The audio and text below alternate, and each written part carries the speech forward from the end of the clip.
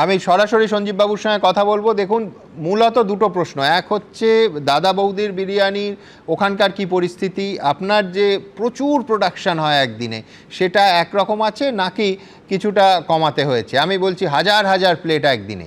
আর দ্বিতীয় প্রশ্ন অবশ্যই আপনার কাছে থাকবে যে এমনিতে দেখুন মোগলাই খাবারের কাঠকয়লায় রাঁধলে তার স্বাদ বাড়ে, কিন্তু আমি বলছি পরিবেশ দূষণের যে এখন আমরা যুগের মধ্যে দিয়ে যাচ্ছি, একটা কাঠের উনুনে রান্না হলে প্রবল পরিবেশ দূষণ ছড়ায়। আজকে কেন্দ্রীয় পেট্রোলিয়াম মন্ত্রী স্বয়ং ওই দূষণবিধি কিছুদিনের জন্য শিথিল করে 1 মাসের জন্য হোটেল রেস্টুরেন্টে কেরোসিন চালুর কথা বলেছেন, যে দূষণ নিয়ন্ত্রক পর্ষদকে তিনি অনুরোধ করবেন।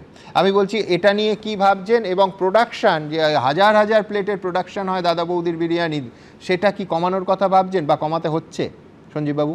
এই সংকটে আমাদের গ্যাসের যে সংকট দেখা দিয়েছে, সেই জায়গায় দাঁড়িয়ে আমাদের কিন্তু আবার পুরোনো আমলের টাইম, পুরোনো দিনের কাঠের উনুনে আবার রিপিটেড দিতে হচ্ছে আমাদেরকে।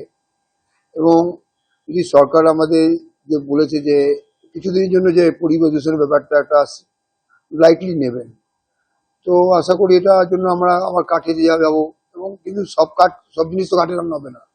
যেমন চাইনিজ বা ইন্ডিয়ান বা বেঙ্গলিয়ানা যেটা আমাদের আছে, সেটা তো কাঠে রান্না হয় না, ছোট ওভেন লাগে, ছোট গ্যাস ওভেন লাগে।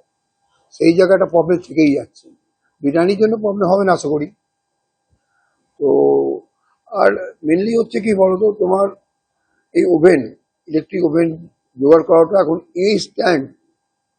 আমার তো 15 তারিখে ক্যাটারিং আছে, আবার কলকাতায় একটা বড় ক্যাটারিং আছে, কিন্তু ইনস্ট্যান্ট কিভাবে রেডি হবে? সেই আমাদের ক্যাটারিং এ ধরো 125-30টা ওভেন চলে, সব লাইভ কিচেন চলে।